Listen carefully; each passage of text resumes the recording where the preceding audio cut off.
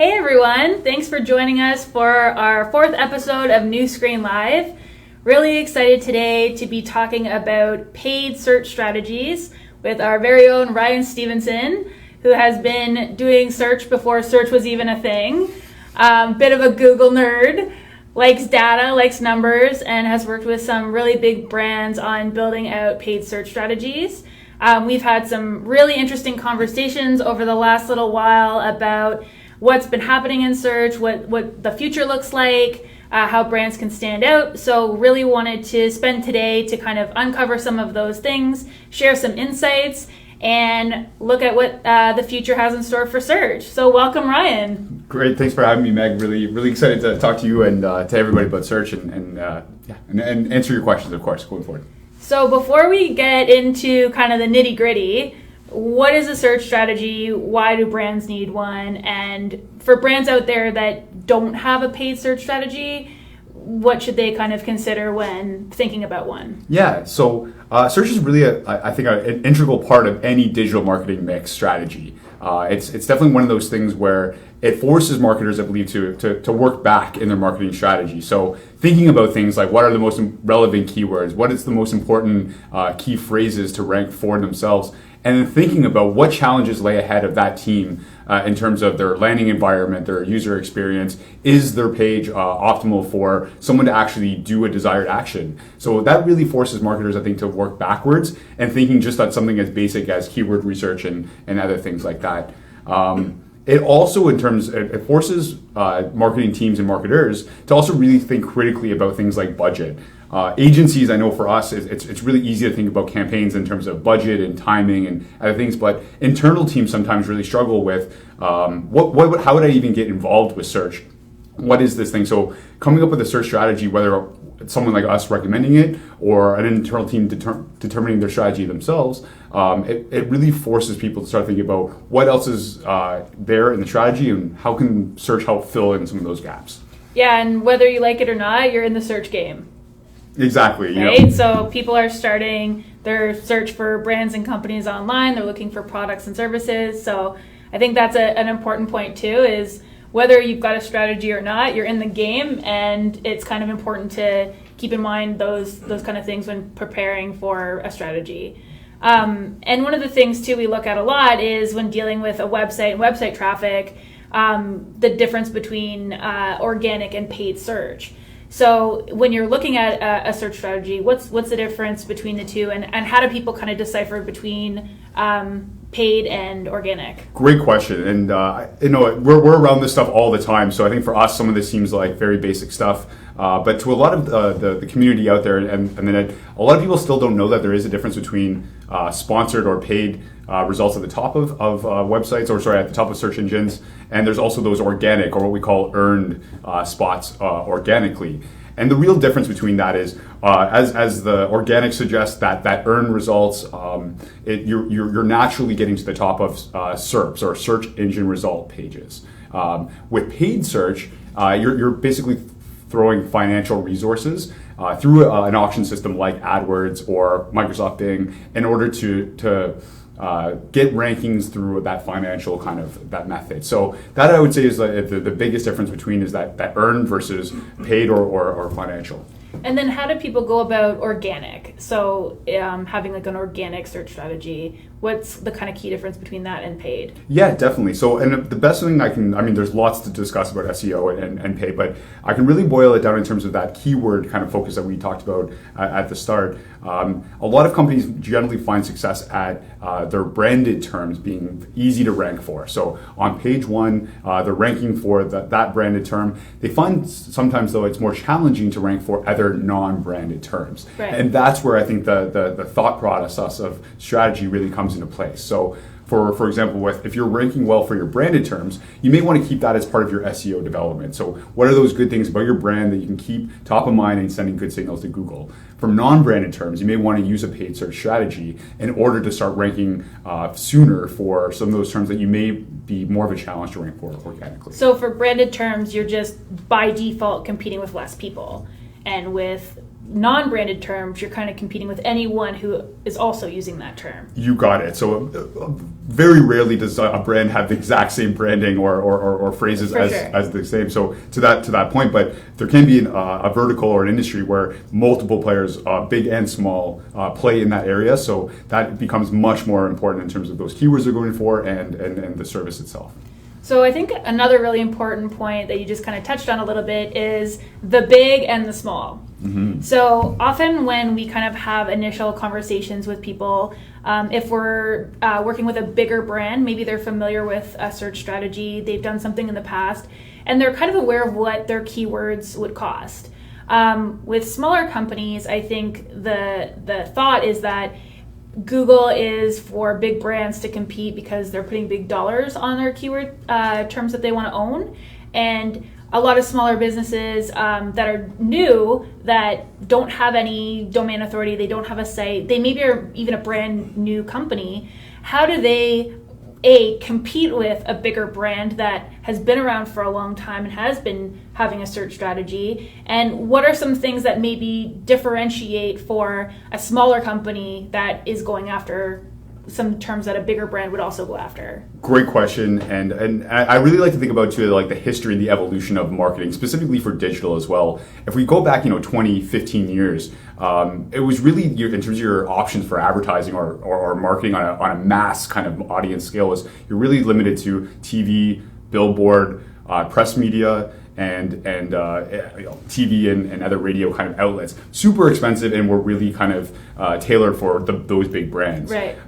The game changer with Google when they came out in the 2000s and up until now is it really is a game changer in terms of small being able to compete with the larger players, in that not one player can ever completely dominate the space of Google. And that was, I think, really the ingeniousness of the Google service, especially with ads, which is pretty much what has floated Google as a company all of this time, is to really say, if you're a mom and pop shop, you can afford to market in this space. If you are a big brand, well, you're also going to have success at showing. And I think the real difference between the big and small brands there is the big brands have, if they have more money, they have much more resources to test, do more A/B testing. They can get a little bit more experimental.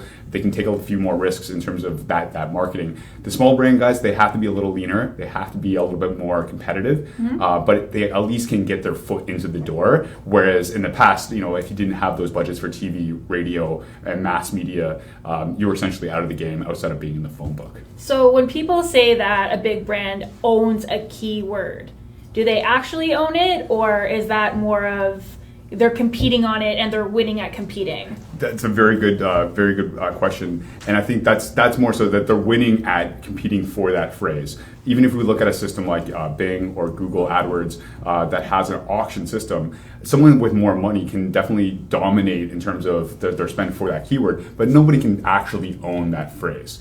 And having that active auction system is a very equitable way for everyone to compete and play in that Google ad kind of context.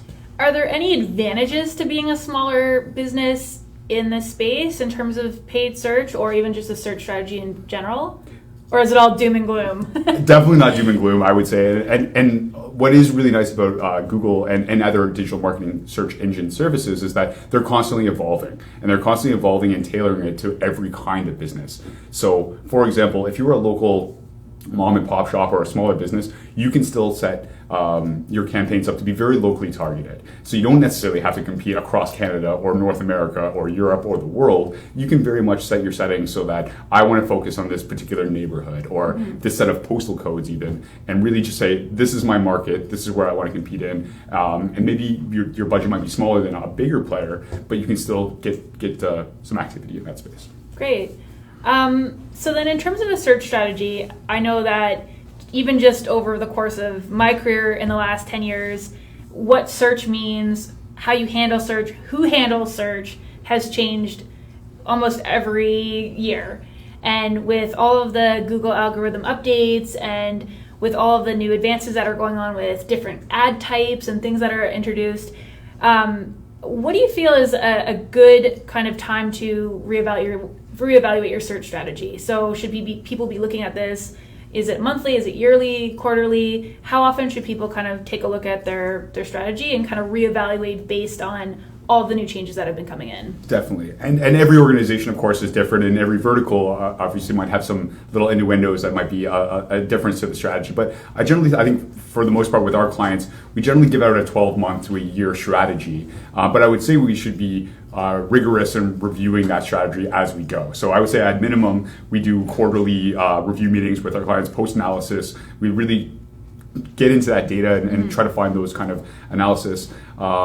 And then also a corporation with doing review meetings with clients, sometimes even bi-weekly or monthly, so that we're getting real-time data, not only to show them the value of the service, but getting some of that firsthand sales insights, or then how is this service helping drive more sales. And that is, I think, really important part of the strategy, is not to do a set and forget and reevaluate in 3 months or 12 months. The thing really is to come up with a strategy, test that all the way, and then also be dynamic enough to make shifts and switches if the results that you're seeing are not favorable, so you can still get as much as you can out of your digital strategy. So I think that's a good point, in that you need to give it enough time to actually work. So you need to put your strategy into action and actually execute on it and see what's working and what's not working. But you also want to be nimble enough to be able to change and adjust if something's not working. What do you think is the optimal time to actually test out something that you're working on? Is there a minimum amount of time? If you implement something, is a day enough, a week? How long should people actually give it before they pivot to something else and change up what they're doing? Great question. And I think generally, the more data, the more time you have, the better. Obviously, being realistic, not everybody has that luxury. I would say minimum timelines, and this is recommended by Google and other agencies that I've worked with and people in the industry, but I would say 90 days or 3 months is a fairly minimal set of data that you would want to look at trends. You'd want to look at how either keyword data or other kind of conversion data might be impacting your campaign. So I think really the 90 days would be the minimum in terms of that timeline. Obviously, if you could have 12 months, that would be even better. Even if you have year-over-year data as well, that can also provide you quite a bit of insight and comparison to see what is the lift or decrease in some cases of your efforts that year. So I think really looking at that and breaking down the data that way, that would be optimal. Cool. So we kind of want to give everybody, you want to give it 3 months to kind of test it out, see what's working. And if you're implementing a new strategy, try to give yourself a little bit more leeway so you can actually, bring things to life and see what's working and what's not working. In terms of how people plan for what's next, so one of the things that gets brought up a lot is how Google changes the algorithm. So people, way back, people were keyword stuffing because that was the way to win the game, and then Google switched the game again, and then that didn't work, and then there was then people wanted evergreen content, and people got really interested in paying for more leverage that way. In terms of how do people stay ahead of what's going on next, especially if they're not a digital marketer or they're not a search expert like yourself? Are there ways that people can kind of stay ahead of what's new and what's next in search? 100%, yeah. And to be fair, I mean, it's Google algorithm is kind of like Game of Thrones, and nobody is safe. And it is constantly shifting. But there are some, and I mean, it's not quite that bad, but there are some best practices, generally speaking, that throughout the ages have always been, in terms of generating good traffic to your site. That has always been a best practice of SEO specifically, and unlikely to change that much going forward. You made a great example of the keyword stuffing. We talk a lot about different hats that we wear with SEO, so white hat versus black hat. Keyword stuffing is a very good example of a black hat SEO that is no longer. That means don't do it. Yeah, do not do that. That's the X. People still are doing it though. Because and unfortunately they're possibly reading blogs or articles about SEO from 5 years ago. Check the date stamps on your search articles that you're reading. Exactly. There's lots of great Moz, Search Engine Land, Search Engine Journal. All of these are great resources for SEO and for Search More to learn about. But to your point, check those dates to make sure that they're still relevant and in place. So what does the future look like for search? So I think search future we're really at this tipping point, if you will, of seeing some very big shifts coming. I mean, on the lighter side of things, even text ads. Recently, Google has announced they're going to be totally shifting how many characters, other dynamical things that were very rigid about AdWords in the past. That's going to be shifting a little bit as well.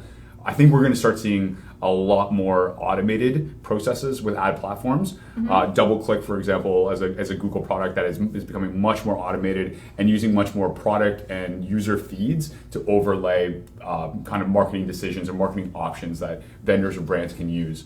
All of that, it seems to be very exciting stuff, and seems to be that next evolution of even things like we've been talking about before of retargeting based on past events. And just really quickly about retargeting, it's essentially we're using cookies or pixels and following you around the internet and submitting ads to choice moments where that might be relevant to you. There's been some kickback in the industry about how invasive that is and also how relevant that is to people. So I can see that relevancy factor of a lot of this automated ad becoming much more of the forefront and becoming more of the future and better presenting products, upsells, opportunities to you so it's not as invasive and it's actually helping your buying process. So do you think retargeting has hit its tipping point, or do you think it's going to evolve and get more sophisticated? I think that's the better way. I don't think it's going to say like crash and burn at this point, but I think it's going to naturally evolve, even if there's this kind of moment. And I think we're seeing this right now with AdWords and other things, people shifting to new products like DoubleClick or other things. And then maybe they're just rebranding it and calling it something different. But I think that real key is how much more predictive can the marketing get in the future. And as we get more sophisticated with our cookies and our platforms, I think that will become the more interesting part of search and marketing. Awesome. Lots of exciting stuff to look forward to in the new year. Definitely. If somebody is thinking about starting a search strategy, 2017, they're planning, they're looking at it, what's the one thing that you would say as a starting point for a new business that's looking to jumpstart their search strategy for 2017? What's the one piece of advice that you would give them? Yeah, definitely. I would say first off, definitely look at what you're doing traditionally with your marketing and determine if you can figure out an ROI on those efforts. That allows you to figure out at least a baseline of what you're currently doing. That, especially if you're starting with something net new like search and you've never done it before, at least you'll have some sort of benchmark to reach for in terms of those results. And then that will also help kind of figure out too. So if you know we spend X amount on traditional marketing, maybe you can take that as a percentage to try with digital, and that gives you at least some starting points in terms of figuring out. But I think it's important for your search strategy always kind of know, it's like going to a casino, know how much you're willing to lose or invest in there. Make sure you have that in the bank too, so you're not banking on that, and make sure that search isn't just everything about your strategy. It's not it's part of a diverse marketing mix. It's not the golden lantern that is the golden key or the silver bullet to every. No, it's Game of Thrones. Right, exactly. But it's part of that universe as well. So I think that's my thought there. Good advice. Awesome. Well, if there are any other questions that anyone has related to paid search, organic search, your search strategy, tweet us, email us, call us. We're here. We want to answer your questions. And thanks a lot, Ryan. It was really insightful and exciting, and I think it's going to be a big year for search in 2017. Yeah, Meg, for sure. And thank you for the time, and thanks for everything, guys. Cheers. All right. Well, thanks a lot. If there's any other questions, we're happy to answer them. But that's it for this week's episode of Nuscreen Live. So tweet us or also let us know what other topics you'd like us to cover in future episodes. Thanks a lot.